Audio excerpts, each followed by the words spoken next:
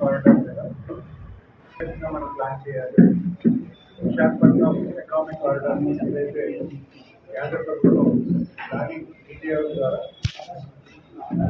అభివృద్ధి ఏ రకంగా చేయాలి, ఈ కారిడార్ని ఏ రకంగా మనం ప్లాన్ చేస్తే రోడ్ ఇంజిన్ బాగా స్టార్ట్ అవుతుంది, సెక్టర్స్ లో కూడా అభివృద్ధి మనకు కనిపిస్తుంది. అండ్ ఈరోజు మనకి అభివృద్ధి అనేది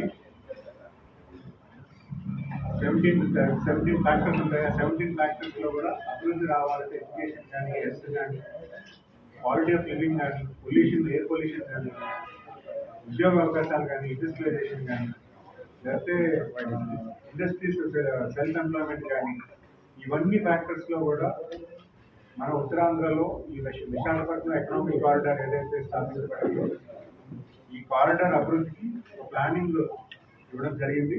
ఆ ప్లానింగ్ రివ్యూ మొన్న విశాఖపట్నం కేంద్రంగా గౌరవ ముఖ్యమంత్రి గారు అధ్యక్షన రివ్యూ పెట్టుకొని గైడెన్స్ అయింది. ప్రధానంగా ఉత్తరాంధ్ర నుంచి అంటే శ్రీకాకుళం నుంచి కోనసీమ జిల్లా వరకు సుమారు 9 జిల్లాలు, కొత్త జిల్లాలు ఏవైతే ఉన్నాయో అవన్నీ కూడా ఒక రీజియన్ కింద తీసుకుంది. ఈ రీజియన్లో ఏ జిల్లాలో ఎటువంటి అవకాశాలు ఉన్నాయి, ఏ రకంగా మనం అభివృద్ధి అలవర్చాలి, కనెక్టివిటీ ఎలా పెంచాలి, ఇండస్ట్రీస్ ఎలాగ మనం సెక్టర్ బేస్డ్గా మనం డెవలప్ చేసుకోవాలి, ఇక్కడ ఉన్నటువంటి అడ్వాంటేజెస్ ఏంటి, ఆ అడ్వాంటేజెస్ ఎలా మనం ముందుకు తీసుకెళ్ళాలి, ఇవన్నీ కూడా ఒక నీతి ఆయోగ్ ప్లానింగ్ కమిషన్ ద్వారా మంచి జరిగింది.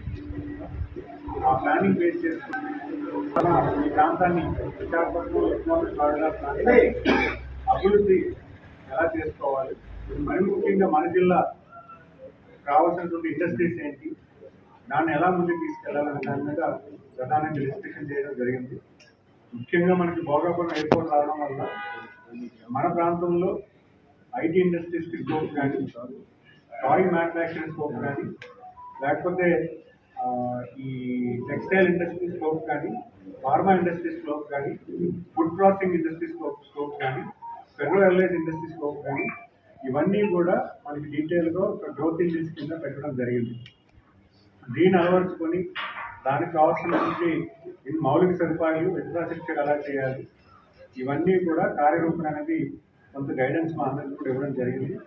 అంతేకాకుండా మనకి వేరే సిస్టమ్ ఎలా ఇంప్రూవ్ చేసుకోవాలి, ఏ రకంగా మనం కార్యాచరణ చేస్తాం, ఇవన్నీ కూడా డీటెయిల్ డిస్కషన్ జరగడం నాకైతే చాలా సంతోషకరమైనటువంటి విషయాన్ని భావిస్తున్నాను. ఎందుకంటే మన ఉత్తరాంధ్ర ప్రధానంగా రాష్ట్రంలో వనపర్తి ప్రాంతం, విజయనగరం గారు, మండ్యం నది లోయెస్ట్ పర్ క్యాపిటా ఇన్కమ్ అనేది మన 3 జిల్లాలు ఉన్నాయి.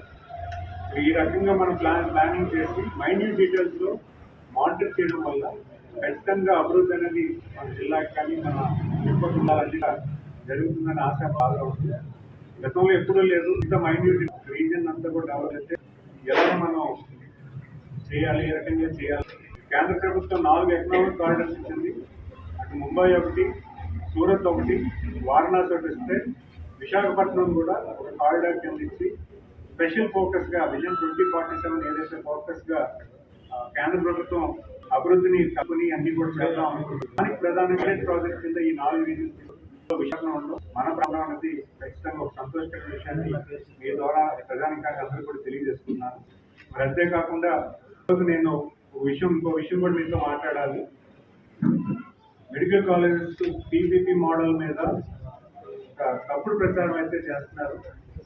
ఈరోజు క్లియర్గా మేము ఇండికేట్ చేసి చెప్తున్నాను, ఆ సబ్జెక్ట్ మీద మీరు అవగాహన కావాలంటే నేను రెడీగా ఉన్నాను. మీరు అవగాహన ప్రజల్ని రాంగ్ సైడ్ మీరు తీసుకువెళ్ళి ప్రజలకి మాటలు చెప్పి తప్పుడు సంకేతాన్ని మీరు ఇస్తున్నారు. ఈరోజు ప్రభుత్వాన్ని ఎంచడానికి మీ దగ్గర ఏమీ లేదు. పీపీపీ మోడల్ అని ప్రైవేట్ మోడల్ కింద మీరు తీసుకెళ్తున్నారు. ఈరోజు ఒకటే చెప్తున్నాను, ఒక 30 సంవత్సరాలు గౌరవ ముఖ్యమంత్రి గారు ఎయిర్పోర్ట్స్ ని పీపీపీ మోడల్లో స్టార్ట్ చేయబట్టే ఈరోజు జిఎంఆర్ ఎయిర్పోర్ట్ హైదరాబాద్ కానీ, ఢిల్లీ కానీ, ముంబై కానీ, బెంగళూరు కానీ వరల్డ్ క్లాస్ ఎయిర్పోర్ట్స్ కింద తయారయ్యారు. ఈరోజు మన అదే ఎయిర్పోర్ట్స్ చెన్నైలో చూడొచ్చు, లేకపోతే కోల్కతాలో చూడొచ్చు. ఎయిర్పోర్ట్ అథారిటీ ఆఫ్ ఇండియా ఉంది. దానికి దీనికి మీరు క్వాలిటీ చెక్ చేసుకుంటే ఎంత తేడా ఉందో చూసుకోండి. పీపీపీ మోడల్లో ఎటువంటి ఎటువంటి ఓవర్ కాస్ట్ అయితే మాత్రం పబ్లిక్ రాదు. ఏదైతే గవర్నమెంట్ హాస్పిటల్లో ఎంతైతే మీకు ఏ ఫెసిలిటీస్ అయితే మీకు ఉన్నాయో అదే ఫెసిలిటీస్ పీపీపీ మోడల్లో ఉన్నటువంటి హాస్పిటల్ కాలేజీలో కూడా వస్తాయి. అంటే విద్యా వ్యవస్థ అవ్వచ్చు, వైద్య వ్యవస్థ అయినా అవ్వచ్చు.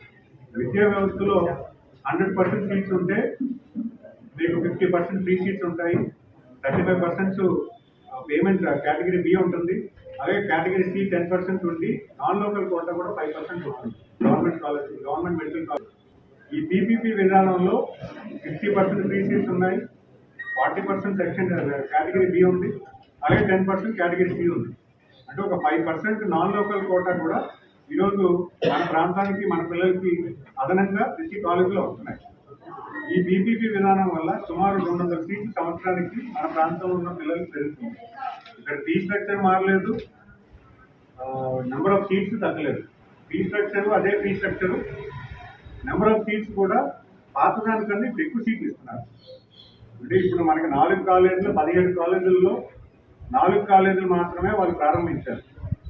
4 కాలేజీల్లో కూడా ఇంకా ఒక్కొక్క కాలేజీలో 500 కోట్లు ఖర్చు పెట్టాల్సి ఉంది. ఈరోజు మనం విజయనగరం మెడికల్లో కాలేజ్ ఎగ్జాంపుల్ తీసుకున్నాం. విజయనగరం మెడికల్ కాలేజ్ సుమారు 2 సంవత్సరాల క్రితం అక్కడ పని అయిపోయింది. 2-3 సంవత్సరాలు అయిన పని అయిపోయింది. ఎందుకు అయిపోయింది? నాబార్డుకి యూసీ సర్టిఫికేట్, యూటిలైజేషన్ సర్టిఫికేట్ ఇవ్వలేదు, ఫండ్స్ మళ్ళించారు, దానివల్ల కన్స్ట్రక్షన్ అయిపోయింది. ఈరోజు నాబార్డుకి ఏదైతే శాంక్షన్ ఉందో దాన్ని మళ్ళీ రీనెగోషియేట్ చేస్తున్నాము, దాన్ని స్టార్ట్ చేసేలా మేము పనిచేస్తున్నాము, ప్రభుత్వం పనిచేస్తుంది. అయితే ఇక్కడ మీరు చూసుకుంటే ఇంకా కాలేజ్ మొత్తం బడ్జెట్ 700 కోట్లు అయితే కేవలం 200 కోట్లు మాత్రం అక్కడ గ్రౌండ్ అయింది. ఇంకా 500 కోట్లు ఈ మెడికల్ కాలేజ్కి కట్టాల్సిన అవసరం ఉంది. దానికి ఎక్విప్మెంట్ ఇవ్వాల్సి ఉంది, బిల్డింగ్స్ కట్టాల్సి ఉంది, ఇన్ఫ్రాస్ట్రక్చర్ చేయాల్సి ఉంది. కాబట్టి ఈరోజు మనకి పెద్ద హాస్పిటల్ ఉంది కాబట్టి ఇది ఓపెన్ చేయగలిగారు. మనకి మహారాజా హాస్పిటల్ ఇక్కడ అవైలబుల్గా ఉంది, దీనికి ఫెసిలిటీ ఉంది కాబట్టి ఈ మెడికల్ కాలేజ్ ఓపెన్ చేయగలిగారు. ఇదే కాలేజీలో కానీ లేకపోతే ఈరోజు విజయనగరం జిల్లాలో మెడికల్ కాలేజ్ ఓపెన్గా చేయగలిగారా వాళ్ళ హయాంలో? ఈ మెడికల్ కాలేజ్ కూడా ఇప్పుడు విపరీతమైనటువంటి స్ట్రెంత్ కూడా పెరిగిపోయింది. దానికి కూడా ఈరోజు మేము ఏం చేయాలి, ఎలా చేయాలని కార్యరూపం చేస్తున్నాం. అంటే వాళ్ళు ఓపెన్ చేసిన 4 కాలేజీలకు కూడా అదనంగా ఒక 2000 కోట్లు ఖర్చు పెడితే కానీ కాలేజ్ పూర్తిగా అవ్వదు. ఈరోజు ఈ పీపీపీ విధానంలో వైద్య సేవ ఏదైతే ఈ గవర్నమెంట్ మెడికల్ కాలేజీలో వస్తుందో అదే సర్వీస్ కూడా పీపీపీ విధానం తీసుకున్నటువంటి కాలేజీల్లో వస్తుంది. దానికి ఎటువంటి అనుమానం లేదు.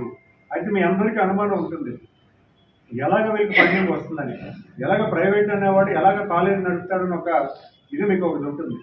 ఈరోజు ఇదే గవర్నమెంట్ మెడికల్ కాలేజ్లో సిహెచ్సిలో వాళ్ళు ఎటువంటి ట్రీట్మెంట్ కానీ సర్జరీ కానీ చేస్తే దానికి ఎన్టీఆర్ వైద్య సేవా ట్రస్ట్ నుంచి పేమెంట్ ఇవ్వడం జరుగుతుంది. సర్జరీకి ఎంతైతే ఇప్పుడు మనం ప్రైవేట్ హాస్పిటల్కి వెళ్ళి మీరు ఎన్టీఆర్ హాస్పిటల్కి వెళ్ళి ఎన్టీఆర్ వైద్య సేవలో ఎలాగైతే మీరు యూటిలైజ్ చేసుకుని పేమెంట్ వస్తుందో అదే విధానం కూడా ఈరోజు గవర్నమెంట్ మెడికల్ కాలేజీలో కూడా ఉంది. ఆ విధానమే ఈరోజు పీపీపీ మెడికల్ కాలేజీలో కూడా మేము ఎస్టాబ్లిష్ చేస్తున్నారు. అంటే గవర్నమెంట్ మెడికల్ కాలేజీలో కూడా ఒక సర్జరీ చేస్తే ప్రభుత్వం వాళ్ళకి ఇంత డబ్బులు కూడా ఇస్తుంది. ఆ అమౌంట్తోనే సెల్ఫ్ సఫిషియెంట్ అయ్యేలాగా ఈరోజు కార్యరూపం చేస్తున్నారు. ఈరోజు మెడికల్ కాలేజీలు ఈ పీపీపీ విధానంలో తీసుకున్న వాళ్ళు కూడా ఒక కార్పొరేట్ వాళ్ళు కాదు, సోషల్ సర్వీస్ మోటివ్తో వచ్చి వాళ్ళు కాలేజీలు ఏర్పాటు చేయడం చేస్తున్నారు. అది ఈ వ్యవస్థనంతా కూడా ఏదో ప్రైవేటైజేషన్ అయిపోతుందని ఒక తప్పుడు సంకేతం ప్రజల్లోకి తీసుకెళ్తున్నారు, లేనిపోయిన అపోహలు క్రియేట్ చేస్తున్నారు, ప్రజల్ని రాంగ్ సైడ్లో పెడుతున్నారు. ఈరోజు 17 కాలేజీలు మనకు వచ్చాయి, మన వాళ్ళ హయాంలో వచ్చాయి. వాళ్ళు ఎన్ని మొదలు పెట్టారు, వాళ్ళు ఎందుకు పూర్తి చేయలేదు? 17 కాలేజీలు 2021లో తెచ్చుకున్నారు, మరి ఎందుకు కంప్లీట్ చేయలేదు? ఇప్పుడు ఇంత గొప్పగా మాట్లాడుతున్నారు కాలేజీలు తెచ్చామని, అందులో 4 కాలేజీలు మాత్రమే ఓపెన్ చేసుకోగలిగారు. అది కూడా మన విజయనగరంకి మహారాజా హాస్పిటల్ ఉంది కాబట్టే ఇది ఓపెన్ చేసుకోగలిగారు. హాస్పిటల్ బిల్డింగ్ కూడా కట్టుకోలేని పరిస్థితి ఈరోజు కాలేజ్ ఓపెన్ చేస్తారు. ఈ 4 కాలేజీల్లో కూడా ఇంకా ఒక కాలేజీలో 500 కోట్లు ఖర్చు పెట్టాల్సి ఉంది. మరి అలాంటిది మీరు 17 కాలేజీలు తెచ్చామని చెప్పి వైకాపా నాయకులు చెప్తున్నారు కదా, మీరు దాన్ని సమర్థిస్తున్నారో నాకైతే అర్థం అవ్వట్లేదు. మిగతా ఉన్నటువంటి 2 కాలేజీలు కూడా completely central government funded college, అది కూడా పాడేరు ఇంకో కాలేజ్ కూడా మరి మిగతా ఉన్నటువంటి 11 మెడికల్ కాలేజెస్ ఈరోజు ఆపరేట్ స్టార్ట్ చేయాలంటే ఒక్కొక్క కాలేజ్కి సుమారు 700 నుంచి 1000 కోట్లు అవసరం. అది ఆపరేట్ చేసేదానికి కూడా ఒక ప్రణాళికబద్ధంగా ఒక పైలట్ మోడల్లో 4 కాలేజీలు పీపీపీ విధానం, అన్ని కాలేజీలు కూడా 4 కాలేజీలు మాత్రమే పీపీపీ విధానంలో ట్రైల్ చేస్తున్నాం. మోడల్ ట్రై చేస్తున్నాము, దాంట్లో లోటుపాట్లు ఉంటే కరెక్ట్ చేస్తాము. ప్రజలకి ఇబ్బంది లేకుండా మెరుగైన వైద్య సేవ పబ్లిక్ అందించడానికి ఈరోజు అన్ని రకాలుగా చర్యలు తీసుకుంటుంది ప్రభుత్వం. దీన్ని ప్రజలను తప్పుదావ పెట్టి ప్రజల్ని లేనిపోయిన భయాందాలు క్రియేట్ చేయడం వల్ల మీరు సమాజానికి నష్టం చేసిన వాళ్ళనేది ఖచ్చితంగా నేను చెప్పగలుగుతాను. ఎందుకంటే మీరు ఒక రాజకీయ దురుద్దేశంతో ఒక ప్రభుత్వంలో ఉన్నటువంటి ఉన్న వాళ్ళని మీరు ఏది అనలేక ఏదో ఒక మాట విసిరి ప్రజల్ని తప్పుదోవ పెడుతున్నారు తప్పించి ఈ ప్రభుత్వం మీద ప్రజలకు పూర్తి నమ్మకం ఉంది. ప్రజలందరూ కూడా మీరు చేస్తున్నటువంటి పని మీద సమర్థించలేక మాకు మాట్లాడుతున్నారు. మాకు బాగా పాజిటివ్ రెస్పాన్స్ ఉన్న విషయం కూడా నేను తెలియజేస్తున్నాను. మరి అంతేకాకుండా ఎవరైతే మీరు సంతకాలు పెట్టిస్తున్నారో అది కూడా చాలా విడ్డూరంగా ఉంది. ఇప్పుడు ఈరోజు నేను చెప్తున్నటువంటి సబ్జెక్ట్ అర్థం అవ్వాలంటే కొంచెం అవగాహన ఉండాలి, కొంత బేసిక్ ఇది నాలెడ్జ్ అయితే ఉండాలి. అసలు కాలేజ్ ఏంటి, మెడికల్ వ్యవస్థ ఏంటి, ఎన్టీఆర్ ట్రస్ట్ అంటే ఏంటంటే అవేమీ తెలియనటువంటి గ్రామీణ నిరుపేద కుటుంబాల దగ్గరికి వెళ్ళి ఈరోజు మీరు సంతకాలు తీసుకుంటారు. గ్రామీణ నిరుపేద కుటుంబాల దగ్గరికి వెళ్ళి మీరు ఏ రకంగా కన్విన్స్ చేస్తారో నాకైతే అర్థం అవ్వట్లేదు. ఈరోజు విజయనగరం జిల్లాలో 4 లక్షల సంతకాలు చేశారు. ఎలా చేస్తారు? పెట్టమంటే పెట్టుంటారట. అసలు వాస్తవపూర్వమైనటువంటి విషయం కూడా వాళ్ళు చెప్పట్లేదు. కనీసం ఒక సబ్జెక్ట్ ఉండాలి, దాని మీద డిస్కషన్ అవ్వాలి, కనీసం నిజం నిర్ధారణ చేసినట్టు వాళ్ళ దగ్గర ప్రూఫ్ ఇవ్వనండి. లేదా మీకు ఏమైనా సమస్యలు అనుమానాలు ఉంటే నాతో చర్చకి రండి, చర్చకి రమ్మంటున్నారు, నాతో మాట్లాడండి. ఈ మెడికల్ కాలేజ్ విషయంలో పీపీపీ మోడల్లో మీకు ఎటువంటి ఇబ్బందులు ఉన్నాయో మీకు పబ్లిక్ తెలియజేయండి. మీరు కేవలం ప్రైవేటైజేషన్ అయిపోతుందని తప్పుడుగా పెడుతున్నారు, కానీ వాస్తవాన్ని పబ్లిక్కి తీవ్రంగా తీసుకెళ్లే ప్రయత్నం అయితే మాత్రం మీరు చేయట్లేదు. దీనివల్ల సమాజానికి తప్పు చేసిన వాళ్ళని నేను భావిస్తున్నాను. అంతేకాకుండా ప్రొక్యూర్మెంట్ కూడా వాళ్ళు ఏదో మాట్లాడుతున్నారు, వాళ్ళ ప్రభుత్వంలో ఘనంగా చేశామని. ఈరోజు డిసెంబర్ నెలాఖరు వరకు ప్రొక్యూర్మెంట్ గతంలో జరిగేది కాదు. నవంబర్ 15 మొదలు పెట్టేవాళ్ళం. వీజీలన్నీ కూడా గత సంవత్సరం బాగిచ్చాము, ఈ సంవత్సరం కూడా బాగిచ్చాము. ప్రొక్యూర్మెంట్ అయిన 45 డేస్లోనే రైతులకు పేమెంట్ ఇస్తున్నాము. ప్రతి విషయంలో కూడా జాగ్రత్త తీసుకుంటున్నాము. లాస్ట్ ఇయర్ కన్నా ఈ యూరియా బాగా ఇచ్చాము.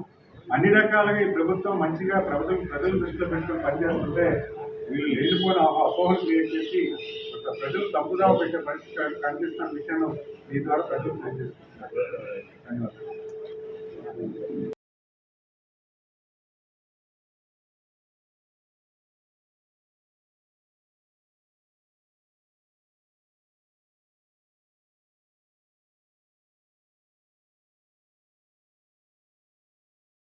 ఒకటిగా 10-15 సంవత్సరాల క్రితం ఇంకా సాఫ్ట్వేర్ ఇంజనీర్గా ఉన్న రోజుల్లో కంపెనీలన్నీ కూడా హైదరాబాద్లోనో బెంగళూరులోనో ఉన్నాయి, విశాఖపట్నం వస్తే బాగుంది కదా అని అనుకునే రోజులే.